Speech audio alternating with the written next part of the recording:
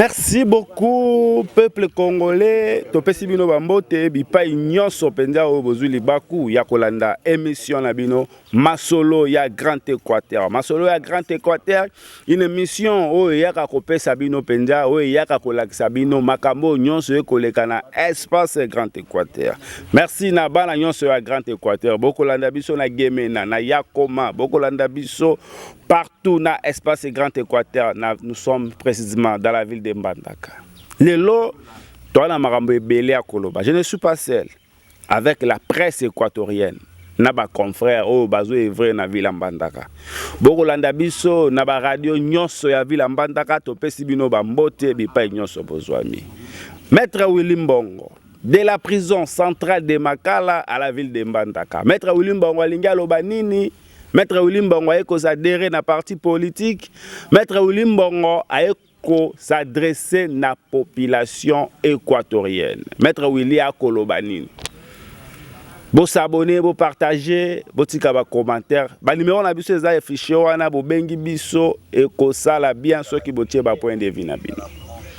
Émission yo toyaka ko informer bino, toyaka ko pesa bino ba sango uto espace Grand Équateur. Makambo pe koleka na République démocratique du Congo. Totika la rasimate toyaka ko informer bino. Bon s'abonner, bon partager et que ça la bien. Maître Willy Mbongo. Bonjour. Bonjour Mopanzi Sango. Alors Dieu merci Boluka. Bonjour Naondi. Bonjour, merci beaucoup Ndiro Sérafé et puis téléspectateurs nyonso. Il y a notre chaîne préférée, merci. Donc Francomet TV. Merci. Au signe de quoi se présenter. Comme ça. Oui, merci beaucoup. Mon frère, c'est Joël Kaïm Beloda. Je suis journaliste dans la province Équateur. On a vu l'Ambandaka et présentateur et émission Ligne droite dans compte Radio Liberté. Merci également à Baïban Soazota Labiso. Merci beaucoup. Willy Lelulelu, Benjamin de l'Équateur, journaliste à Radio Télévision Mambenga, dans le cadre de l'émission Lobiko Yabaimboka.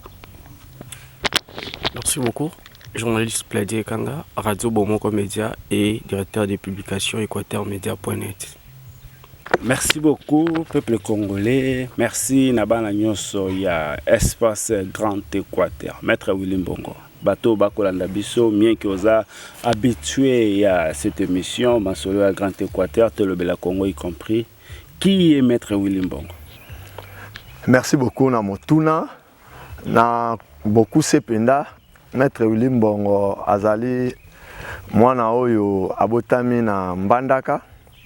Abotami na Mbandaka na clinique ezali le bengami na kombo clinique universitaire. Ba parents na ngai bazali bato ya Ingende na Monkoto. Territoire Ingende na territoire Monkoto. Alors ngai nasali ba études na ngai primaire na école privée francophone Les Perroquets. Lelo ba bengi yango Widal School Les Perroquets. Une place na zwaki certificat d'études primaires wana. Na bandi pe secondaire na sisi secondaire wana nde na okende ba études humanitaires na osala humanité na l'Institut Motei place na zwaki diplôme d'état. Après c'est là na ekolongwa na ekokota université nde na salaki droit na université ya Mbandaka. Donc nazali licencié na l'université ya Mbandaka et avocat au barreau près la cour d'appel de l'Équateur. Donc na beaucoup c'est ngai William Boyoki déjà né na se présenter dans nazali motoyo na botami pe na koli na Mbandaka c'est-à-dire né et grandi à Mbandaka lo ketikali peut-être ka na kufa na Mbandaka. Merci beaucoup Ndeko Séraphin et merci pe na invité Nabiso, Maître Willy Mbongo, natif de la ville Mbandaka. Pour l'opportunité offerte, il y a l'émission Masolo à Grand Équateur, où tu as le suivi, presque partout. Et il y a mon atout, nous avons confrère Nabiso, journaliste, équatorien, Libana Mboka. Ndeko Séraphin, à ce niveau, nous avons néanmoins, tant que la chaîne essentielle, où il y a mes pages. Pour s'abonner et puis courage et ça qui à ce qu'on a avancer de plus to PC force à qui bosso. Maître Willy Mbongo mutu na ngali bosso ezali oza na ville Mbandaka ezali quoi manger parce que ezali na boloko na Kinshasa. se retrouver na ville Mbandaka au Bimboloko depuis quand. Mete wili kote boloko pona nini. Oya fundaki onani osalaki nini. Mete wili abimi na ben photo zana yango justice congolaise et a quitté yo et tout le baki ba sukoli yo. Mafunda afundaki yo ezaki pamba. Futaki kanyaka to boni. Merci. Merci beaucoup. Merci Ndeko Dieu pour la motuna. Pour to compléter question na vite fait parce que bandeko ba aujourd'hui question na ndenge justice ya quitté yo wana ba avocat na onde muto ba préciser. Mais nanga musu balobi ke obimi na liberté provisoire. Yango faut éclairer opinion. D'accord. Merci beaucoup. Nako répondre na motuna Ndeko Dieu pe na ndenge ajout au bakisi wana. D'abord, on a poursuivi pour imputation dommageable. Je crois que bon, mon accord les cas qui n'a pas médias, n'a pas réseaux sociaux, on a poursuivi pour imputation dommageable et on m'avait placé sous mandat d'arrêt provisoire par le parquet général de Kinshasa Gombe. Alors le rôle à place habilité au l'État congolais sala Yakobo Mbakabat au baza placé sous mandat d'arrêt ou soit donc en bref bateau baza arrêté le détenu les allés prison ya Kinshasa c'est la prison centrale de Makala nde moninga nazalaki wana pona moi mikolo. Alors ndenge bino bozolo ba acquittement nini non ce n'est pas vraiment ça l'acquittement parce que acquittement est celle marakaka na tribunal. Le parquet a ça l'acquittement. Parquet ce qui a kangi a sali banquette. Le rôle de la liberté est à principe. L'arrestation est exception. Alors, si ça lui demande des parquets appréciés, ou à criminel, soit au bimisi à Kokima, bon, le cas criminel était, top c'est liberté provisoire. Alors, ce parquet a moni qui va faire établir que l'infraction est alignée au kaka, montant a bien la liberté provisoire. Et montant a bien la liberté provisoire, net si Nganazaki arrêté na Kinshasa, il ne peut jamais se retrouver en Mbandaka. Au moins qu'ils aient la mafia. Pour ça, bien la liberté provisoire. Condition libéreuse à comme à la frontière, c'est-à-dire au fréquenter aéroport, au fréquenter porte. Au moins, le coup là, moi, tout ça qui est fort à échapper à contrôle, nous avons ça sous le régime de la liberté provisoire pas voyager. Mais dans le cas précis, au Yangai, tant au parquet ça là qui banquette. Et ça les banquettes, il faut estimer qu'il y a insuffisance de preuves, en absence de preuves, il y a qu'on continue à poursuivre Yangai. Alors on a droit on a ça main levée à détention. Ce qui est si main levée en détention, na droit eli kolobake parquet akangaki à landeli à monique azana ba preuve ya continuer kolandela mutu wana te qui va faire eza établi na niveau na ya parquet na appelle ça main levée à détention, c'est-à-dire qu'il a arrêté poursuite pour na likamba funda ki montant bon. Ce que ça qui na tribunal ndenge za na ba terme yo lobi acquitté. Il y a un terme d'acquittement, mais le cas où on a parquet, le terme approprié au parquet à ordonnance, il y a main levée à détention. Il y a chaque réseau, insuffisance de preuves, topé, à au moins une opportunité, il y a une opportunité à poursuivre. Donc, en bref, très souvent, sur le monde qui main levée à détention, c'est que le parquet a mon fait les établis, à mon infraction après banquette. Maître, c'est toujours Joël Kaimbe, émission Ligne Droite, Temple de la Vérité. Bien que Ndeko Dieu, merci beaucoup. Tu as une question importante, mais au côté de l'angote, il y a un funda qui ça c'est de 1. Et de 2, je suis surpris. Il y a comme un vivant parce que le lingue oyo le kota maki de to yokaki le kota maki na lingue o sengela ki obima mobikité. Pour répondre ngai mutakangaki yo et puis exacte que ba pratique ba mauvaise pratique oyo bo lati yango na mboka Kinshasa bobo ipemboka olobiki okufa na Mbandaka bangula ce système yo poza na kati tanga maka mingi maître Willy Mbongo.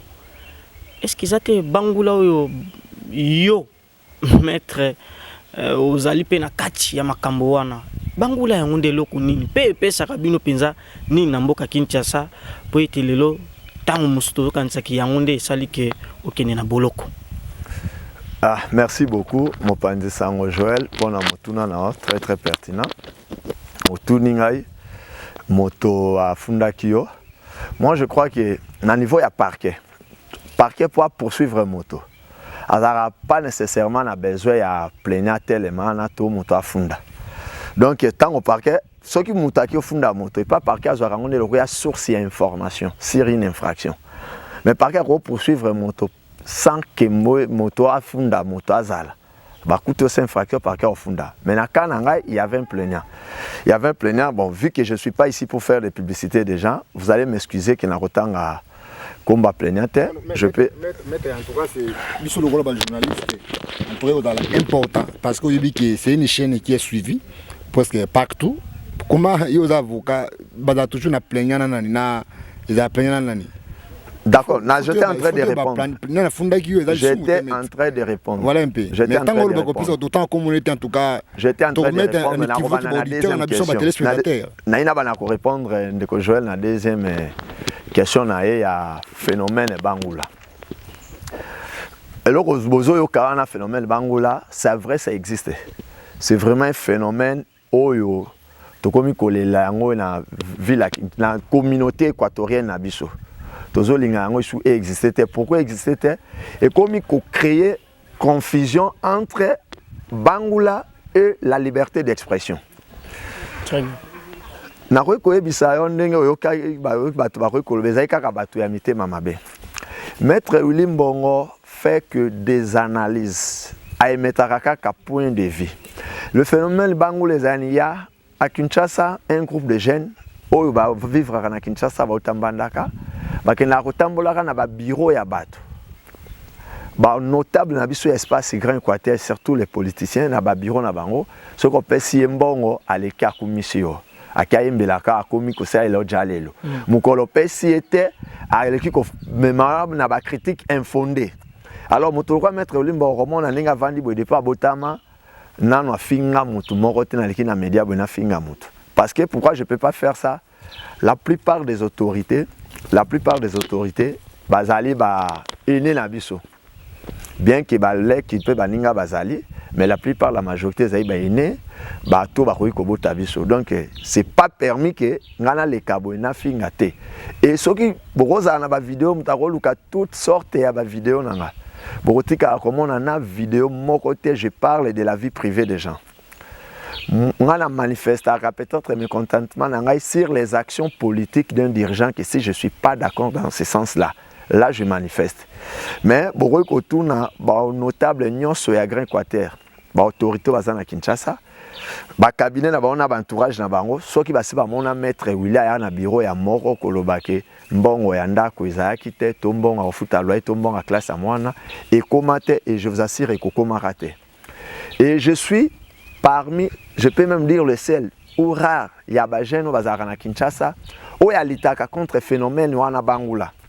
Parce que le phénomène wana Bangoula, ils ont même des jeunes apparaissent, ils ont même un développement mbokate. Parce qu'aucun jeune à Salaka Bangoula a une proposition concrète. Ça ne se fait pas. Donc, ngana za même moto ba jeune mususu bazaki ko futela bango bandako ba ko pesa ba mbonga ba garantie na ba parti politique mais ngana moto na décourager ki ba autorité batika ko pesa bango na bi non c'est pas comme ça, ce sont des bangoulaires. Donc ce qui est là au koyoka ke moto moko loba ki maître Willy pas za na phénomène bangoula ezaka les bangoulaires bazo créer confusion bali ke ba salir tout le monde. Et là koyoko loba pona molongo po kimboke ke na liboso bango balingi te za la beauté. Ba balingi des ala que biso tout kota na libulu wana. Donc ndenge na biso na mukuse maître Willy akomani permanente maître Willy na ya kapona koloba makamambo kanenge la liberté d'expression est garantie. En fait maître Willy pour anticiper une question vite fait oza parmi ba jeunes oyo basala Bangoula. Yo Willy Mbongo otikala te kokota na kati ya bureau pona kosenga mbongo parce que eza ba cause ya makambo basengaki yo tango yo lobi ofingaka te bato yo bakotala biso bayebi ete yo mosala na chaque jour kofinga ba autorité pona moyennant quelque chose. Ce qui va pesi yo te ko critiquer kutu te ko finga nde obanga bakulaka te. Yango eloko ememi yo boloko yango na maître Willy. Ba nyonso ba kota biso ba yebi. D'accord. Nako répondre. Maître Willy c'est intéressant. Na ozonga kaka. Mes auditeurs et les téléspectateurs veulent savoir nani afundaki Maître Willy. Logo la question les autres c'est apparemment pourquoi le battre Maître Willy. Et quoi tu conclure nango. Merci avant que Maître Willy parce que vraiment important bien que kozonga kuna mais c'est pas parce que aux après à kosenga pardon mutafundaki onde ozobanga ko tanga komona awa. On en revenir. Ndeko Séraphin avant d'anda Dieu merci na Joël. Ndeko Séraphin. Ndeko Séraphin, au morning, il faut voir la différence entre injure et la liberté d'expression. Certainement, la liberté d'expression a des limites, mais quand est-ce que la liberté d'expression a des limites? C'est quand on a commettre la diffamation, injure, on a respecté sous le droit et autorité. C'est par là que au-delà de la limite de la liberté d'expression. Maintenant, on met William Lobaka à diffamer. La preuve est que j'étais devant la justice, qu'on poursuit vraiment pour diffamation, non pour injure, c'était pour imputation dommageable. Donc c'est déjà la preuve pour moi que Natikala jamais confié à Moutou. Parce que j'étais devant la justice a dit qu'on parlait du mot injure. La justice a toutes mes vidéos. Il n'y avait pas d'insulte, il n'y a pas la diffamation. Il y a pas, mais la confusion est anini na ba état-major, il y a des acteurs politiques qui ont beaucoup d'ambition. Ce qui moutou azo critiquer l'action politique, les gens veulent confondre cela na afin à rater. Kofin ande ali mutaya lobita kuna mutu monene azandumba azamoyibi asali je n'ai jamais prononcé ba moana. Siko kofin yango yuti wapi. Si je dis que je suis pas d'accord avec telles actions politiques qui a X. On est kofin a été. Ça, c'est mon point de vue. Et c'est garanti par la Constitution, la liberté d'expression. La liberté d'expression, la liberté d'expression est à la faveur. Nous allons pour le Bamaramambo Kanayo. Là, c'est que Simbate, tous les autres Simba pour le Bango, ils ont faveur qui va payer sa vie son nom. C'est un droit constitutionnel. Et il y a même un philosophe, je ne sais pas si c'est Montesquieu, philosophe en Alobani Alobi. Peuple oyo azo critiqué l'action à dirigeant a été c'était mauvais peuple et le contraire nango ezali dirigeant oyo aligi peuple a critiqué l'action politique n'a été c'était mauvais dirigeant. Donc il faut toyer bakako différencier critiquer l'action politique na kofinga ba vidéo nyonso ya maître Olina be mission nyonso asala na mokolo moko ya kofinga kubimate oh mutuma je ne parle jamais ba vie privée bat. La tika kolobate ke moto bazanga bandako to astonganda kote to na mutuka te to azanite miyayi bato msuso ba critique bata moto na sombanda kote. Moi je parle pas de ça. Moi je parle des actions politiques. Que action telle pourquoi bato ngi abiso balabala wa nzelo bato balekaka mingi te faki batonga baba ne na nzelo bato balekaka. C'est ça. Et si je parle de cela, c'est en vertu de la liberté d'expression. Ah, merci beaucoup Maître Willy Mbongo. Willy le Benjamin de l'Équateur. Avant na kota mutuna ngai na inda ba lingomba politique oyo zali nango pe relation nini oyo zalaka na yango na autorité morale ya lingomba politique oyo zali nango. D'accord, merci beaucoup. Ngai na législative passée naza secrétaire général adjoint il y a près des alliés Parti républicain écologique pour le développement. PRED. Ça, c'est mon parti politique. Mais PRED, tozana kati ya regroupement politique FPAI, force politique alliée à l'UDPS. Des regroupements politiques au tozana. Alors, autorité nangai, soit président nangai, on a de très très bonnes relations. Présidente nangai, Aza Maman, soit Ingende, on a de très très bonnes relations. Alors, Maître Willy, pour na kotambala moko penya na sujet parce que ndeko outi déjà mais faki ndeko kuna a poser question na bon toi repota na sujet. Merci beaucoup Pladie Kanga Bomoko Média et Équateur Média.net. Maître Willy, j'aimerais un peu savoir parce que le lobby aux ana FPI, mais apparemment c'est comme si aux ana relation mingi avec monsieur le vice-ministre Yabidi Élisée Bokoumana na habité ceux qui relation aux a basé sur nini sur les intérêts aux ana yango et encore comment relation à yo na Jean-Claude Bayende wazali moko ya ba notable ya Grand Équateur et précisément ya province Équateur. Avec le vice-ministre Abidjan, ma relation politique est anormale parce que c'est lui qui est le cordon général de la FPI. Donc, le mouvement politique qu'on a zali, il y a des motazo Kambabiso. Alors, en ce qui concerne les notables de l'Équateur, je suis en bon terme avec tous les notables de l'Équateur. Donc les députés nationaux, sénateurs, gouverneurs, ministres de l'espace Grand Équateur, je suis en bon terme avec tout le monde. Sauf que peut-être certains n'ont pas mon numéro. Mais des relations, exactement. Maître William Bongo, pourquoi la relation non politique au Bébi Saraon? Parce que quand nous avons Bangula, regroupement, parti politique, relation non politique, aux gâché parce que Maître William Bongo, ce qu'on peut dire Bongo, il faut te retourner sur Rwanda parce que je sais de quoi je parle. Ce qu'on peut se mettre Willy quelque chose, c'est à quoi les canaux tendent. Que yo osera un mot d'ordre et à parti politique qui était à regrouper maté. Au salara o yo lingi. Ni netindara au salara. D'abord, je suis dans un parti politique comme passif.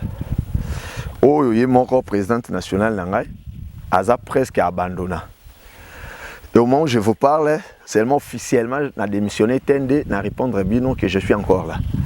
Mais pour parler de ce qui se passe comme citoyen congolais, aucun Congolais a le devoir ou l'obligation à reconnaître à une autorisation quelconque pour aller au Balikamamboka. La Constitution n'est pas dit ça. Et en ce qui concerne les relations politiques lobby, souvent dans la vie, nous sommes dans un monde où il y a injuste. Nous sommes dans un monde où les gens ne supportent pas la vérité. Et dans le monde politique, pour garder ma relation à la bien, tu dois être flatteur. Tous les flatteurs ont des places dans le monde politique. Mais Moutounion soit la vérité, sa place n'est pas dans le monde politique. Donc c'est un peu dans ce sens-là. Moi, je suis comme ça. Dans toutes mes vidéos, j'étais devant la justice. Même la justice n'a pas dit des injures ou des insultes.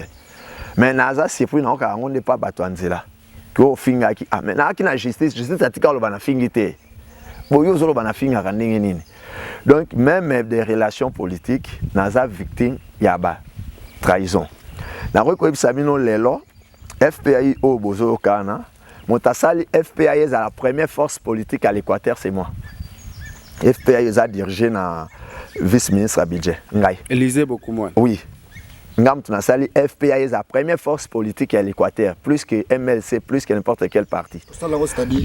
Ngam Tunasaki mandataire délégué FPI en Équateur pour nous charger à recruter des candidats, à classer tout, et c'est moi qui ai tout fait. Au niveau national, Nazali expert en matière électorale dans la FPI. C'est lui qui a tout organisé pour tous les photos. Le cerveau moteur électoral au niveau national FPI, c'est moi. Tous les documents aux la qui na Matadi, na Goma, na Uvira, na Mbandaka, ba documents nyonso bango ba ki kokeno kotisaka na eza na conception ngai. Si j'avais ma machine ici, vous allez trouver tout. Et au niveau provincial ici Nazaki mandataire délégué. Tout celui qui a été candidat, place à un poste à Zora document pas na signature na ngai. Tout passait pour moi. Et aujourd'hui, je vais vous dire au niveau assemblée provinciale Équateur, j'ai 2 membres. Et je peux dire avec orgueil, ce sont mes fruits.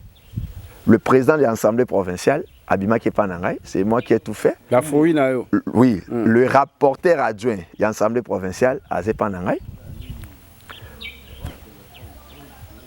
Le gouvernement provincial, gouverneur et vice-gouverneur, on a à travailler avec eux. Donc, de Nazaboué, et ça la rend fier. Travailler avec eux, toi là tu comprends bien.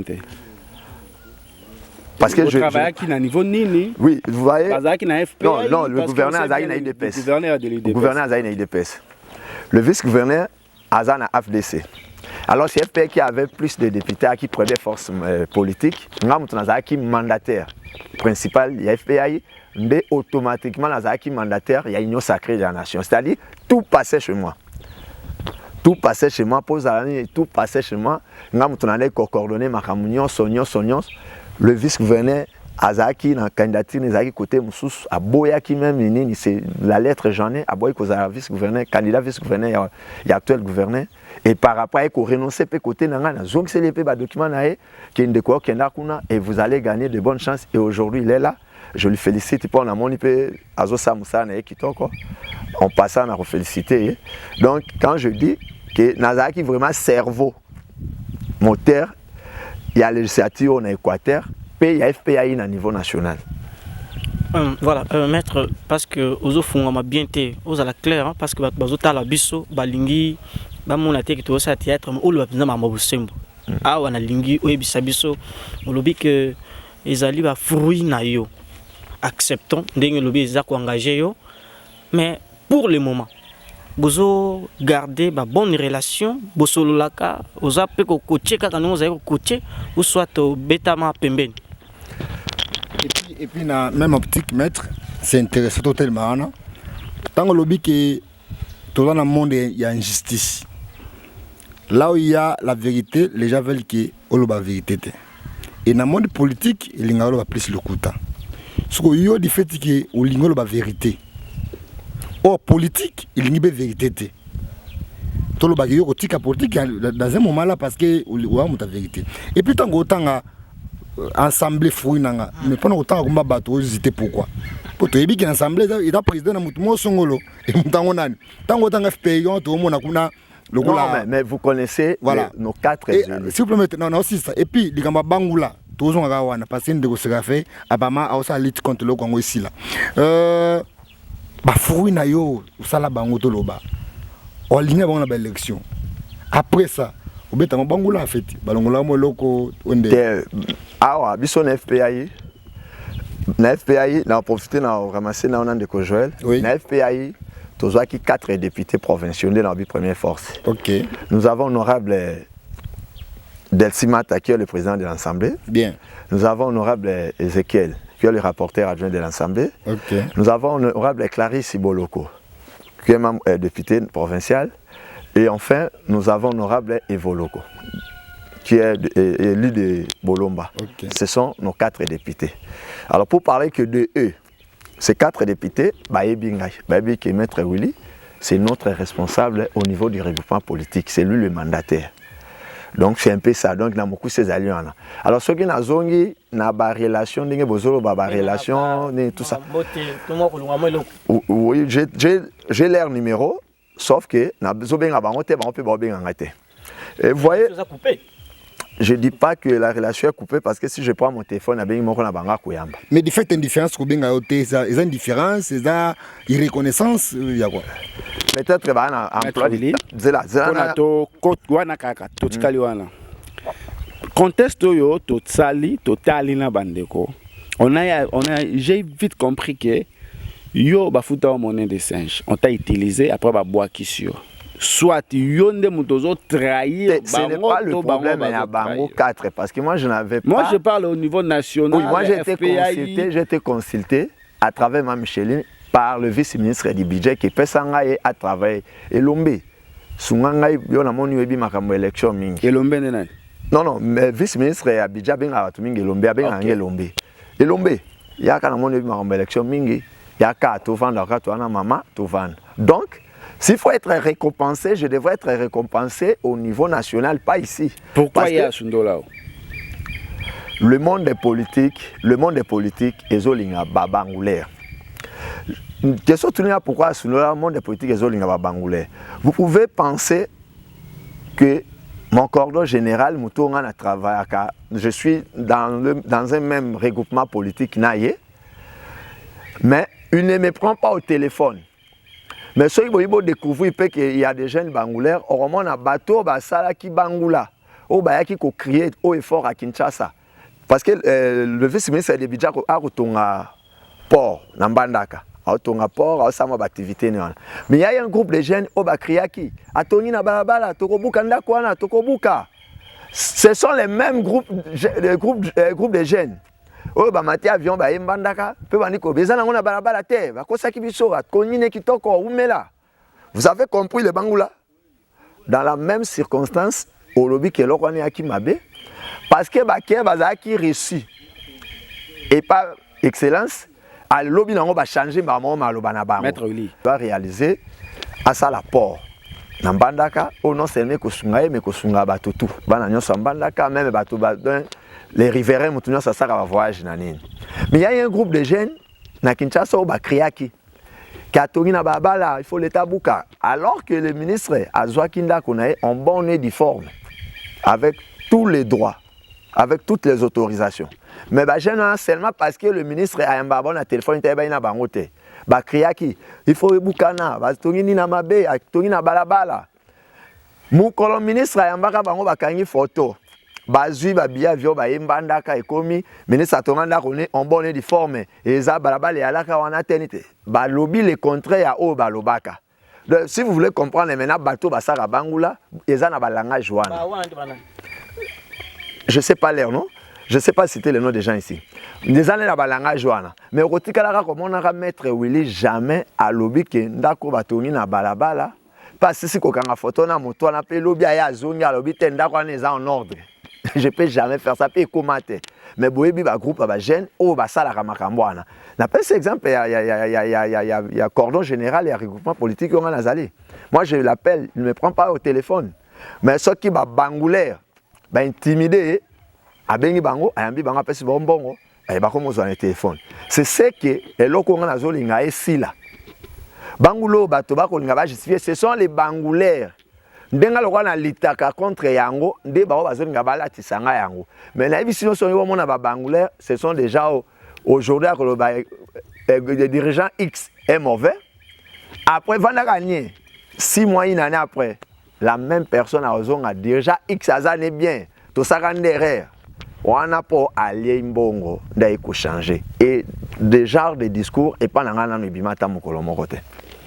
Maître Willy Mbongo na l'ando avec attention, je félicite encore de plus patron à chaîne Oyo de Séraphin l'opportunité de jouer et puis bande de confrères la journaliste Bazawa maître Togo traiter cause avec conséquence avec cause je voulais dire pour ça nous allons tout procéder dans la lutte contre opération ya Bangoula. Parce qu'apparemment, c'est l'un des facteurs à sous-développement. À sous-développement, c'est l'un des facteurs qui discrédibiliser Bisso Bato, c'est toute personnalité aussi à jeunesse. Oui, à jeunesse. C'est comme si jeunesse, tu parles de la politique, bah confondre tu fais les Bangoula. Merci. Donc, il y a étouffé Bisso, tout le monde ma politique, tu es pour nous qui bakokanisa qui n'a pas la Bangoula. Alors, pour que tu continues Koloba. Makamu nazo ba bien koloba ma politique nazo ba ko fingate. OK. To continuer koloba makamba mboka ko ça banaliser sur la gestion du pays. To continuer yango il faut Bangoula ekufwa. Ce qui Bangoula ekufi mambo to koloba ba kondipe ba ozwaka en considération. Bien, yango na oya. Alors, il y a moto bo ma Bangoula. Et c'est d'abord quand on le loba qui ba d'abord ba élément causal n'est-ce pas?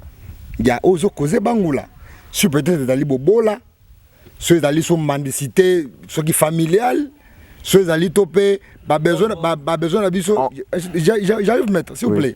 S'il vous plaît, peut-être, tous en avez besoin, et l'équipe belé par rapport à revenir à biso pour l'interrogation. Baja causa les alliés, ni nepi, quels seront encore les dispositifs Oyo, le roi Moutamaël, Oyo ko proposer biso, na bato ba pesa accès na bato na ba sakana na bango pour lutter contre cette opération. Il faut pas qu'on monopolise les paroles. Oui. Ça va, merci beaucoup. Toi aussi sinon ils ont pour na bon moko pa. Alors soit qui na résumé question na yo. Pour lobby ba dispositif ni tozu pour na lutter contre Bangoula et quelles sont les causes où ils ont même qui Bangoula Salem. D'abord en un mot, je peux dire c'est la cupidité. Okay. En un mot, je peux dire la cupidité. La cupidité, c'est quoi? C'est être soifé d'argent au-delà des opportunités au Yozanango. C'est-à-dire tu peux être là, tu gagnes 1000 francs le mois, mais pour ça, tu as comme 2000 aux abonnés. Parce que si on a un loba qui bobola tout qui chômage, ça serait un peu dire parce que parmi les bateaux, il y a ceux qui travaillent, ceux qui sont rémunérés à la fin du mois. Certainement, il y a aussi des chômeurs. Mais tant qu'on a une activité, ceux qui sont cupides. Dès qu'on aura $100, il faut créer comme on a 300. Même si on commissionne à 400, et pas les coca-karaté, parce qu'il est cupide. Et aussi, alors comme ça, les APK na kati ya cupidité, mais koluka ko vivre au-delà ya ba moyen na yo. Eza na batu mususu, eza araki alinga, batu ba mona ye ki a vivre ka au-delà ya ba moyen na ye. Mais pour ne pas me vanter, biso toza bato to bikaka na ba moyen na revenu na. Revenu na wana mukyo ana, tu vis de ça. Revenu ekomi belé ana ko bika na ngo. Mais ana ba mususu aza na revenu pe belé ko le kayo. Mais le cas est cupide. Il faut que au-delà de revenir na ye, nde omoni ezo me maka ba pratique wana. Mais pour na ko décourager yango, to rolembate nous allons dénoncer. Omoni ba dénonciation ezo salema. Même avec le système installé. Pour mettre lui au bord comme on a zanika victime. Mais il y a vraiment des gens il faut aussi s'agir que éduquer on a ba arrestation pour na bangula. Pour la liberté d'expression na bango, bazali faut que ça là. Il y a des gens qui parlent des histoires et à ma vie privée à battre. Quelque chose que Maître Lee n'a jamais parlé. Moi, je parle des actions politiques, il y a des dirigeants. Alors, il faut payer bas notable, bas autorité, bas à la cire na bango. Parce que ce qui est phénomène à leur bango les coins, parce que bas autorité, bas accompagner yango certainement sans les vouloir ou sans les savoir. Parce que c'est les autorités qui découragent qui ont net bazui makanisa ko décourager yango et belé baotik ko loba na ba makamba politique pourtant ko pese mbongo te belé baotik mais biso bato to ko loba yango pour lobby apporter changement to continuer parce que ngai soki je suis avocat si je m'intéresse à la politique ce n'est pas pour aller m'enrichir mais pour ngai za rande pour na kenda kuna na mema baide na nga makanisi na ngai et za l'appliquer et ça a contribué au développement de mboka na biso. C'est ça ce que moi je pense, c'est la raison ngana lobaka makamba politique. Na ko bisa bino likamo na bisa bino ngwa na debi. Likamo ba jeune bazaki ba parti politique et pesa bato na ba jeune wana ya bangula ba mbongo ya garantie à lopango. Pe ba ofutela ko ndako chaque fin du mois. Ba pesi yo garantie pe ba ofutela ndako chaque fin du mois. Puis après 3 mois yo garantie ici. Mais dans quel miracle? Tu peux ça qui est garanti, tu as foutu chaque fin du mois pour y garantir ici. Et tu as créé qui est fort. Au moment où je vous parle, je vais vous belé, on a parti, on a pourquoi? Parce que il faut réverser. Et il pas fondre. Mais il y a l'un de députés à Tali oh. Mais Makamuto a lobby a fini tenité. Tout ça l'année Marambo ya lobby. To décourager ba jeune na ba ya na makanisa ba ba na ba proposition na parti pour être parti qui est liboso to exercer pouvoir pour que to ngamboka qui na liboso mais makamba ba futela ngandako ordonnance moi na nga belaki mais tu as un travail ni futela ndako na selon besoin yo na salaire à $400 yo ko futela ndako à $450 okolia ndenge ni nokobika ndeni. Yango ko ba bangule comme na Kinshasa. Donc maître Willy ba aider biso ba décourager bango. Motayi ko sengo mbongo nini te. On peut ça bango pe ba sa noni. Ba na Kinshasa ba to 20. Au bebi ça va $20,000 na bango. Ba on peut so pe 20 voites parce que ce sont des clés à passe partout. Ils sont partout. Ah bon? Ils sont partout dans tous les bureaux. Ce qui ka ba konza tout ba yokani ke ba to ba ko senga biso mbongo a to pe ça ga lisuite ekosila. Mais la bon, certains sont mes amis, certains, chacun de nous a sa vie privée. Au Kozala, Nanda qu'on a libota, Borosa appelle à moi, na morabina libota à Kakuluna. Beaucoup de na famille, na chambre, na na salon, hier koti, yokoti. Mais na temps yo qui n'attend sous classe, il y a quelques lukanda qui ba téléphone. C'est comme ça né tous allés. Moi quand je me réveille na keto cabinet, il y a le bureau ni na okende ko sa bangula. Mais tu as sur la peau quoi. On a ya vacation. J'ai pas été tourné à Bangula pour vendre. Vous pouvez vous rencontrer. Vous pouvez parce que même si à Baninga Totangi, Vous êtes tous des confrères, des journalistes et des confrères. Mais chacun des voix dans ma particularité et quoi empêcher bino beaucoup tanate. Maître Willy, j'espère que vous avez le système Bangola, bon, on a évité aussi gagner le banni en fait. Mais ceux qui bandent quoi, à chaque temps, vous avez lutté contre Yango, mais responsable, disons les sénateurs, les députés nationaux également, ça quoi arrivé koloba non na bandeko wana ils se sont également na koyi koloba ke makambo bandeko wana bakende koloba contre bango, c'est-à-dire makambo wana ezalaka solo. Alors de peur que bazo banga également ba vérité bima, c'est pourquoi baza kopesa bandeko wana quelque chose. Ma deuxième préoccupation c'est celle-ci. Lelo bolobe qui na kati ya assemblée provinciale ya Équateur ozali na 3 députés, 4 députés voulais-je dire, mi balé baza ba membre ya bureau permanent. Et les populations équatoriennes bazo les belé pour na likambo Italie assemblée provinciale ya Équateur na lolenge na bango ya kosala. Aujourd'hui, maître Willy ozali moko ya bajeno bazo lutter contre ba anti-valeurs. Est-ce que vous êtes fier également na ba membre ya FPI au bazali na kati ya bureau permanent ya assemblée provinciale ya Équateur? Merci beaucoup Namotuna. Ce qui est vrai, je suis devant la presse.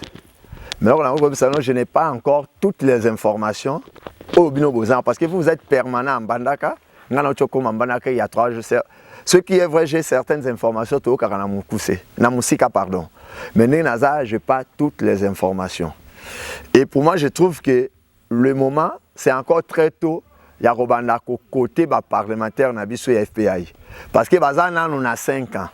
Tu vois, c'est comme si une équipe. Et quand on a fait les timides, côté on a été là 90 minutes, dans 90 minutes, on voit que l'équipe a failli ou l'équipe a bien joué. Alors en ce qui concerne nos membres, Bazana mandat na bango il y a 5 ans et Gaï le rôle mandataire délégué na bango, je crois que dans 5 ans de Tokoye, s'ils ont vraiment fait leur travail. Toujours le bilan na likambo Italie bilan parce que bilan va ça on a souka ya mandat. Prenons l'exemple cas où Utiko Salima awa na assemblée provinciale ya Équateur ou salimité na assemblée provinciale moko na République démocratique du Congo en dehors de l'assemblée provinciale ya Équateur. Bandimi ko adopté également conseil au ministre intérieur à PCI bango ko sursoir ba motion contre ba gouverneur, ba vice-gouverneur ainsi que ba membre ya ba bureau permanent ya ba assemblée provinciale en dehors na assemblée provinciale ya Équateur et en assemblée provinciale mon côté na kati ya Congo a adopté également yango. Est-ce que façon de faire wana ya assemblée provinciale ya Équateur pouvez juger ça normal? Je voulais un peu rectifier. Alors le but que na décision au ministre intérieur lobaki que ba motion et Équateur durant le moratoire, disons moratoire a ça qui les a observé seulement na Équateur non. Non, s'il vous plaît. Les observer dans l'Équateur. Regardez, dans les exemples, la province à Chopo. Province à Chopo, il a tenté une motion et l'équité. Le ministre les a rappelés moratoire. Et il a dit l'équité et Vanda. C'est presque Maître Willy, s'il vous plaît, Maître Willy, est-ce que Ozan a arrêté Moko ministre intérieur parce que décision du ministre est arrêté. Au ministre intérieur a signé qui pour sa moratoire également na l'Assemblée provinciale nyonso ba section makambo ya pétition contre ba gouverneur ou ba vice-gouverneur et les membres des bureaux permanents. Le ministre agit par voie d'arrêté conformément à l'attribution au Mobeko PSAI. C'était juste un conseil. Mais ce qui va attribution. L'Assemblée provinciale Équateur maintenant va adopter ce qui va attribution au légal. Au pouvoir na yo ba PSAI. Ce qui a agir ça a voie d'arrêter. Mais cela n'empêche que le ministre de l'Intérieur vous communique une information, vous communique une décision, vous communique circulaire Moroboy. Cela n'empêche que ça n'est pas. Nazongi na makambo lobana. Moratoire wana, c'est aussi une décision politique. Il faut savoir qu'on ne dirige pas un pays seulement par le droit. Le pays est dirigé d'abord par la politique. Et le droit vient après. Je suis juriste. Et je dis ça en connaissance des choses. Parce que c'est aussi quelqu'un la logique, état des droits, état des droits, état des droits. Mon frère, il faut tout ça, si nous voulons être sincères envers nous-mêmes, le pays est dirigé d'abord par la politique. Le droit de quoi accompagner, quoi encadrer en haut. doyaka na sima. Alors, je voulais vous rappeler que Barake communiqué wana utaki na une décision politique. Donc, ensemble mon côté na Congo et qu'on passer outre. Dans cette période, ensemble tout est quoi en motion et qu'on les cate. Mais quand qui s'engage na chopo. Chopo. Na chopo pardon. Et les qui? Et les qui c'est conséquences na wani? Non, gouverneur Longwe. Non non non. Gouverneur il y a chopo à Longwe. Chopo. Peut-être vous n'avez pas l'information. On peut ça micro. Peut-être vous n'avez pas l'information, monsieur Maître Willy. Gouverneur ya Kisangani motion ne kotaika. J'espère qu'après avoir annoncé Maloubawana. Avant moratoire. En tout cas, il faut préciser, cette motion a été initiée avant moratoire. Puisse rappeler les députés et les gouverneurs à Kinshasa. Je veux aussi rajouter que même Tchapa aussi, il y a une décision qui est ni gouverneur ni vice-gouverneur. Donc, ce n'est pas le côté. Merci beaucoup. C'est une décision politique et qu'on s'impose dans la Maître, parce qu'apparemment, les autres, s'il faut accepter ou accepter que il n'y a plus de questions comme Nasuka ou bien. Il y a une question parce que nous avons tout néo awa que nani afunda kio. Et si tous les Zélandais ont au prometteur Kibiso, il avait bien dit qu'il y a le Banasuka. Oui. Comme on a Suka, la question oui. Maître Willy, question M. Zali, j'insiste encore sur votre avenir politique. Maître Willy, il semblerait que Mikolozoya,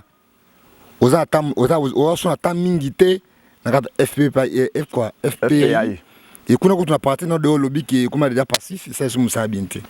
Votre avenir politique. Et j'insiste encore, politique est le coup de tête. Mais yo na dogme dans le lobby qui restera toujours logique.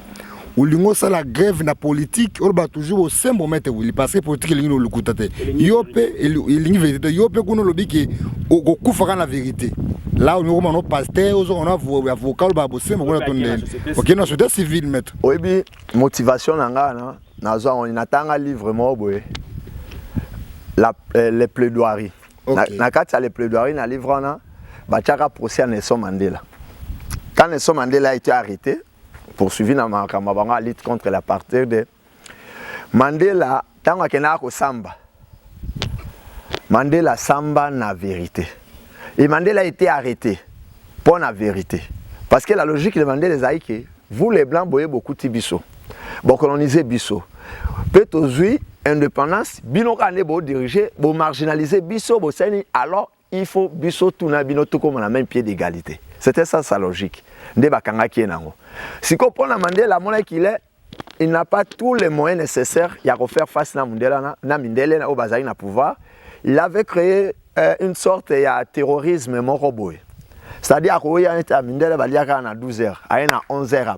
Pour qu'il soit là, il dit que Mandela va l'été. Il a commis une infraction. Donc, avant de ça, Mandela va les caravanois. Ah, il y a pas un toi venu boyenine. Mandela avait commis réellement des infractions.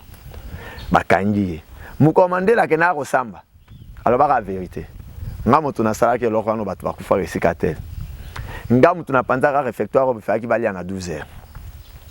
Mais ce qui na sala ki makamona nyoso. Parce que objectif nange zali to longwa na marginalisation. Mboka oyo ya biso, bacha biso na même pied d'égalité. Donc Mandela a la vérité ni aucun kate a continué à jusqu'à ce que tout le balelo tout le monde ensuite au comment na Afrique du Sud, tout le monde est comment en Afrique du Sud. Donc c'est vrai que ba kulutu na biso to ba politicien ba lingi ba flatteur. Quand tu parles trop de vérité l'entourage n'est pas au moins que aux alliés impolis, aux autres finger. Bien que baby que ma finger zate mais ba ben ngonde aux autres finger. Or tu parles de vérité. Laissez le temps au temps. Il y a un artiste musicien, l'état est la maître absolue. Et le maître, excusez, l'état est le maître absolu de tous les hommes. Donc, c'est tout ce qu'il attend. Même après siècle, après Banabiso, au moment que les choses vont changer. Maître, je crois que c'est... Mais Bana a toujours la moto moko. C'est peut-être ma dernière question. Et que vous allez moins à Équateur, ou vous allez un souci Équateur par rapport à la question. Tango kitaki na aéroport ya Mbandaka, au Tamboli Pembana, c'est 3 jours. constat na yo sali nini pour la province na biso o tikaki mo mikolo omoni nini tokei liboso tozongi sima parce que tant o tikolo babana lobi que ba motion ekoleka lisusu te lokola pe juriste omoni que vice-ministre asali na malamu parce que parlement vice-premier ministre pardon asali malamu parce que parlement a la mission et contrôler puis à légiférer mais ici bango basa ba motion te lokola juriste lokola mona Congo nini okopesa lokola biano pona yango. Bon, na deuxième question na yo lobby par rapport à moratoire na parlement comme juriste je suis pas d'accord comme juriste mais comme ce na zongi na casquette na nga ya analyste politique il y a de part au naza d'accord. Pourquoi? Nda déjà na koma ko souhaiter mon koto sa révision constitutionnelle assemblée provinciale il fait koufa. Oui, pourquoi assemblée provinciale est koufa? Parce que objectif, vision, on va créer la Kayango et ça les maraboter sur le terrain. Les assemblées provinciales, ils ont été créées pour renforcer la démocratie au niveau de la province. C'est-à-dire, va contrôler l'exécutif, puis va légiférer la loi. Mais aujourd'hui, Makamo tout le monde a l'assemblée provinciale et ça laka. Et ça a gagné Makamo sous. L'assemblée provinciale est comme plus objectif dans les alliés, comment kokabola la zone de santé. Comment kokabola le ministère. Comment font on va gérer ça? Tu vois un peu? Alors que les rôles de la rétrocession, recette et régie provinciale, avantage de l'EAKI, exécutif au gérant de l'ENIN. Bon, il y a que ça, beaucoup de chefs exécutifs, tout ministre sectoriel, pour contrôler au salaire. Les problèmes aux populations, vous avez rassemblé les problèmes à la population, vous avez ça là-bas. C'était ça le rôle ensemble. Mais il y a les zones à moi, Sima. C'est-à-dire comment on n'a même pas rapport à l'Assemblée provinciale dans le pays.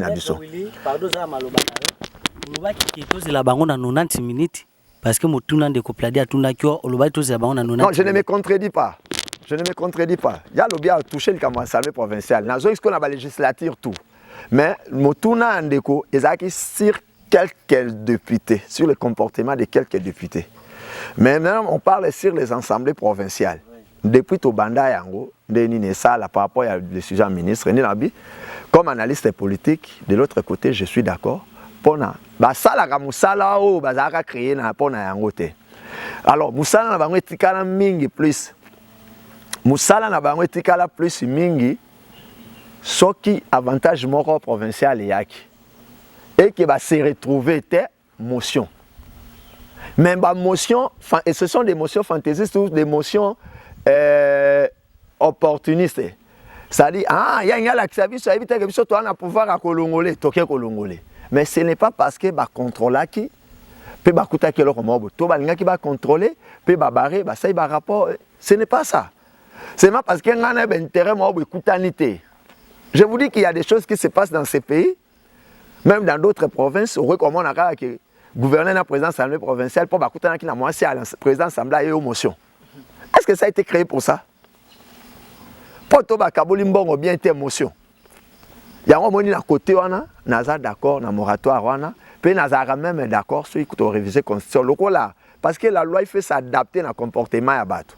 Le rôle est adapté dans la démocratie à niveau provincial, et tout ça, carrément. Il y a d'autres mécanismes, le sénateur va contrôler, ou bien le service local, l'IGF. Ça contrôle toutes les finances de la République. La question est qui aujourd'hui pour la province qui va avancer tout banini.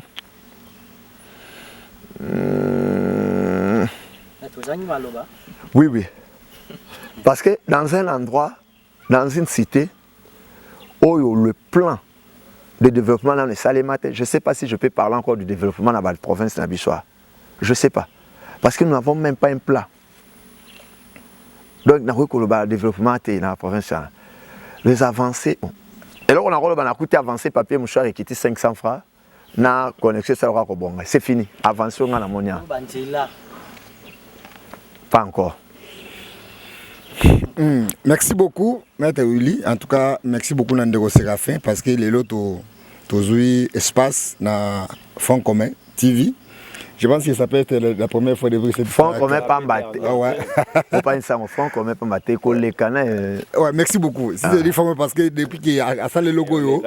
Et là, merci beaucoup dans bala liboso, ba confondre ba journaliste, ba espace amulai boy. Donc voilà, merci. Maître Willy, nga pe ko zapete mituna suka pona zongi se dande au fait micro. Nous zongi le suko ba parce que à part pe awa ba auditeur na biso ba chaîne respective ba Rolanda Peo.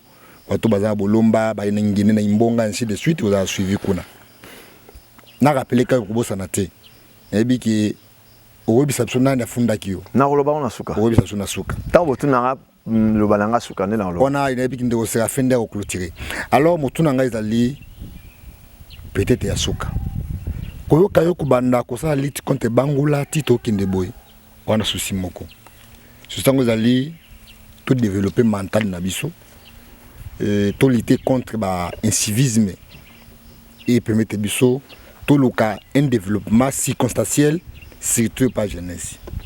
Alors, comment on peut faire nous la jeunesse équatorienne de manière générale, particulièrement la ville de Mbandaka, pour na simono ya encore une génération zoya ba hériter le lenye wanate atoroba kango kuna. Mais comment on ça tout ça là et pour tout la développer tout tika kobika na dépendance ya batoana tout ça la nini parce que a pe na mboka misala pe ezate maître oui na manda batunio avancer za nini papa musho ekiti 500 na ebiki ba ko interpeller parce que le la on remettre en cause ba effort ya bato mususu parce que le biki bato linga vérité te pona yo. C'est le mouchoir qui est développé parce que et comme à 800 000 francs. Alors, misala pesate, industrie zate, koué zate. Au peut lutter contre Bangoula. Maintenant tu proposes quoi pour que jeunesse au bana simana bisokuna, ba tomber na le boulot na Bangoula te merci. Merci beaucoup. Tu vois déjà place les autres bloqués biso. Tout développer province ou pays na biso et ça ba raisonnement ndenge wana ke. Misala zate siko torosa ni mon frère. Nous sommes dans une province à vocation agricole. Mboka na biso ne ezalia elange pousa kambango. J'ai un ami, vous allez m'excuser de citer son nom, aujourd'hui il est député national, honorable Le Poste, je vous salue en passant, honorable Le Poste. Oui, oui. Non, il n'a pas cet exemple. Là, ça devient comme le bando banemiso a osé éviter le combat. Non, regardez. Non, je voulais encourager. La question on a un lobby parce que tu vois moi quand je parle, n'a qu'on s'inspirer. J'ai cité le nom de Nelson Mandela de Montesquieu. Non, les plastiques qu'on a mis sur Oyo, excepté un équatorien. D'abord président assemblée par Fox. De tout pour ça qui yo. Mais dit manière volontaire autant comment on mission plus ou moins inédite selon pose. Pourquoi? Ok, parce que tant on a vu sûr que nous sommes dans une province à vocation agricole. Parce que Ndekouana a Markangay, honorable Le Poste. À Markangay Nanini, honorable Le Poste ne vient pas dans une famille riche. Aza héritier. Honorable Le Poste ne vient pas dans une famille qui connaît la politique. Mais Aya, à Tangi classe, à Silisi, à un homme salaté, bon, le quoi salaki droit, Aya prêté serment. Pendant qu'il est avocat, à Bilanga ya Ndunda, na Kongwas. Le poste est avocat, à qui a plaidé, à Sarabilanga ya Ndunda, zote Kandunda, ne bandegona bolomba bazoya, à Oyamba banga, tonge bomanda kwandele, à Sali, et aujourd'hui il est ce qu'il est. Donc pourquoi on a cité, c'est vraiment un exemple dans ces côtés-là. C'est-à-dire vous ne pouvez pas, kakato vandarake, misal les athées, torosane, non, nous sommes dans une province à vocation agricole. Au gros décidé, il y a des espaces, même à Kosenga.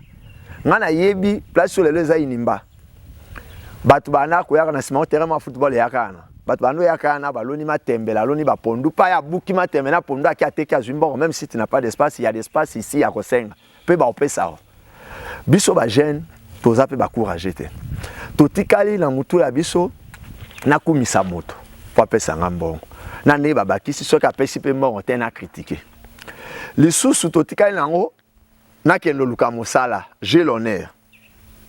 Papa, mboka morote a développé na ba j'ai l'honneur. Chacun doit travailler. Il faut qu'on réfléchisse, il faut créer. Lui, il est là, il travaille où? Il a créé sa chaîne, Franck Mendes Serafa Vanduan, il travaille où?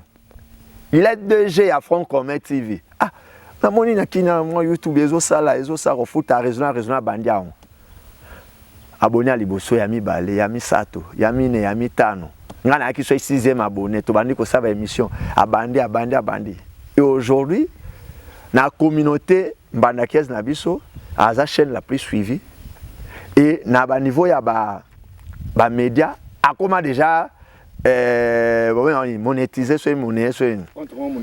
monétiser donc bakoma déjà ko fouter na bato ya ebite mbongo itaka poto et continue à continuer. Tu vois, il faut avoir de créativité. Tout l'État ça là, ils ont été au bon mambo cannabiso oil. Biso il faut tout aider l'État. Parce que l'État en a biso tout aider, ils ont des biso moko. Donc c'est merci ça. beaucoup Maître Willy pour notre chité, pour un rappel na mambo boto le mambo bilanga. Je suis parmi les jeunes au pays basala bilanga na hectare na bongo. Félicitations. Basala bilanga. Nandengalanga. Donc tu y a raté pour tout l'anda ba politicien na simande ba to bakanisaka. Maître Willy oye na ville Mbandaka sans retenir, sans mâcher le mot, ba to belé ba yebi oye ko s'adhérer na ADH ya Jean-Claude Bayendi. Tous l'adhésion jour nini pour to accompagner pendant to accompagner makola lelo. Bon, omoni mokili ndenge tozabwe. Mokili tambola na ndenge bato tout bazo kanisa te. Mokili tambola na seule volonté ya Nzambe. Parce que ndenge nazo kanisa, na ndenge bato na bako kanisa ndenge ba oloba. Mokili za yango te. Donc moi je peux vous dire s'il faut s'adhérer à un parti politique, pourquoi venir seulement Mbandaka? Ce qu'il faut s'adhérer dans un parti politique, pourquoi ça oyaka na Mbandaka? Moi je crois que voyage nanga awa c'est juste Mbandaka d'abord pas nanga considérer quand parce que na Mbandaka il faut pas qu'il na un objectif. Non. Au moins to bima bobimi OK to musala. Tango kozonga na ndako na pourquoi pe motatunyo. Aujourd'hui na ndako no ko sani. Tu vois comment tu peux trouver motoana? Motazo na ndako peut OK na ndako no ko sani. Donc moi si je suis venu en Mbandaka yata ke na eko sali kambote. Je rentre chez moi. Donc, il y a un objectif monté na koya Mbandaka ki pona ke Mbandaka faisait na ko sali kamomoko bono. Je rentre chez moi. Le cas papa ke na ki mosala o kozonga na pourquoi o kozonga pa na moto makamba tout na o zongi ko sani te azongi pa na. Une dernière question avant dernière. Maître Willy Mbongo, ici vraiment on parlait de l'Équateur. Tolobeli makambo arrestation na yo cause nango yebani. Mais j'ai une question oyo chaque jour na posa ka ba invité nanga. L'espace Grand Équateur. Ba bossa na biso na gouvernement central. Depuis Mobutu Akenda, Joseph Kabila, Laurent Désiré, Joseph Kabila, le autre Romina Félix Tshisekedi, rien n'a changé à l'Équateur. L'espace Grand Équateur, un espace oublié, ou bien la faute, il y a des dirigeants à Bissau. Faute, il y a bateau Bissau de Tindara et Tinda, le roi a député, le roi a ministre, le roi a gouverneur. Chef de l'État a perçu confiance à part espace Grand Kassai, je crois, Équateur a représenté l'espace valablement le gouvernement central. Équateur a Nanzelate, Équateur a Moulili. Quand on a le Équateur a Moulili, batumsu ba ko melanga barrage za la Mobayimbong. Mobayimbong est Saraka Guadolit. Une grande partie à courant et kendara na Centrafrique. Maître Willy, ni n'est à cause ya sous-développement ya espace. Au moni tant au kola na quartier. So za mwana muke. Et que ozana ba ya te to ba ya no ba makasite. Yeba ki na quartier ba omoni lo ba banda robeta ko. So zaka na ba ya no to ba makasite to zanga ba ya. Mono akayi moko to na ba ya na makasite. So ka osaka na libanda ba banda obeta. Que pourquoi ba obeto pour zangi ba to ya au côté là. Donc dans ce sens là je peux répondre à ça dans ce sens. OK. La dernière question pour la clôturer mission. Au lobby parcours, au lobby Maramunyoso, qui est derrière toi? Batnyoso bayebi na politique, ba o benga ngo mentor politique. Mentor politique na nani? Nani atinda kayo osala makambo tu osala? Batu faut balanga bien. certainement en Afrique, la réalité africaine. Pour ça la politique et s'en sortir, il faut un mentor. Là vraiment c'est sur les principes. Mais ce n'est pas impossible. Il y a sans mentor pour qu'on place moko. Ce qui est vrai, dans la réalité africaine, le principe est que pour faire la politique et réussir dans la politique, il faut avoir un mentor. Ça, c'est le principe. Mais je peux vous dire que ce n'est pas impossible. Il y a sans un mentor et l'autre comme place mort, tu peux avoir des alliances ou des partenaires et tu évolues. Donc, ce n'est pas impossible. Donc, et là, pour ça, on s'intéressé à la politique. C'était en 2012. En 2012, les agenda on est en train de regarder la télévision, dans le mode de gestion, on a comme qu'on respire, qu'on s'inspire, qu'on réfléchit. Ah, mais pourquoi ils font ça? Pourquoi ils font ça? Ah, comment Moutaro c'est l'autre côté? Surtout en tout cas, base dans une mauvaise gestion. Et deuxièmement, la politique démagogique, en Afrique et particulièrement pas en Abissoa. De temps, on a que non, tout le monde, il faut participer. Et la participation, ce n'est pas caca aux la place morale à gérer. La participation, c'est aussi l'exigence vis-à-vis de bateau à gérer. Bateau, ça la lito yozo kenango, basuka mabe, Thomas Sankara, Constant Mutamba au prison. Yozo bangi sa ote kufato ko kangama ya libela ndenge uti suko boloko. Ta ezana bato mususu, nzamba sala bango. Pièce e bangi saka neza muke pa nae. Sali pièce e bangi saka ezali pa mutu. Ana makilana mai, mais pas neza muke. Na bato mususu ko bangi sa eza makasi. Boloko tope kokufa.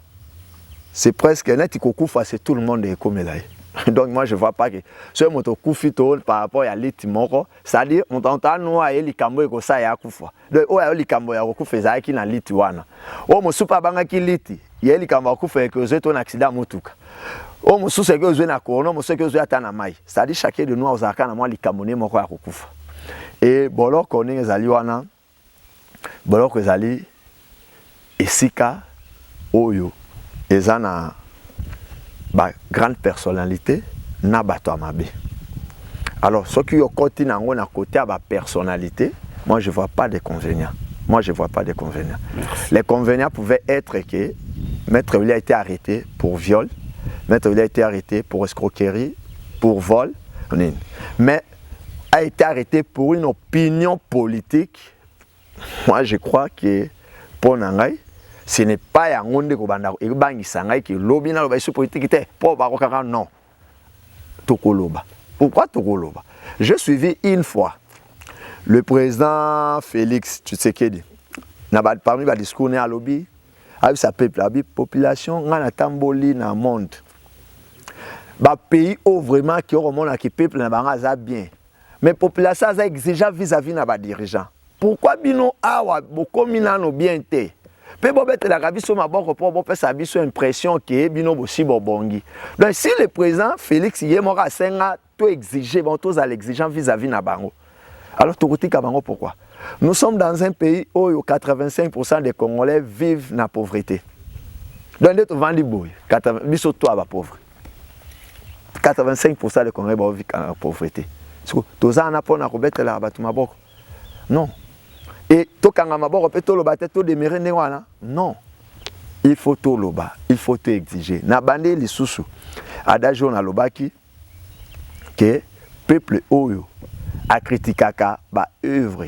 Il y a dirigeant na été, c'est un mauvais peuple. Merci.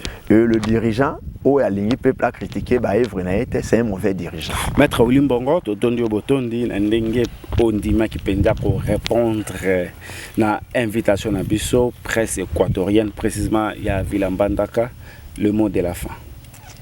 Bon, mot de la fin na rozonga na insistance à bandeko parce qu'il y a eu le batteur. J'ai été arrêté par le parquet général de la Gombe. Où est Kangara Moto? Les Arabes parqués à Kendivite. Tant parquet va Kanga Gingai.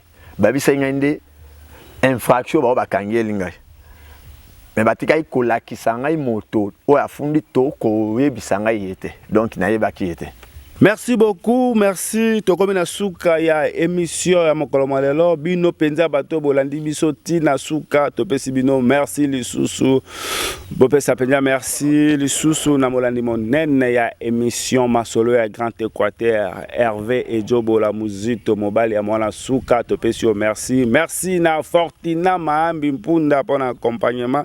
C'est l'image toujours derrière caméra. Bo s'abonner pe na chaîne na ye Équateur TV. Oyo pendie pe saraba sango ya mboka Mbandaka. Merci na Yoster Mwangela balobi olingo voyager kende kosomba ba billet et pas ya Seigneur Yoster Mwangela. Maman Nana Mbomba merci na yo. Merci na toute l'équipe, merci na ba confrère Auto Kabola ki na bango plateau mokolo malelo. Merci. Tokutani prochaine.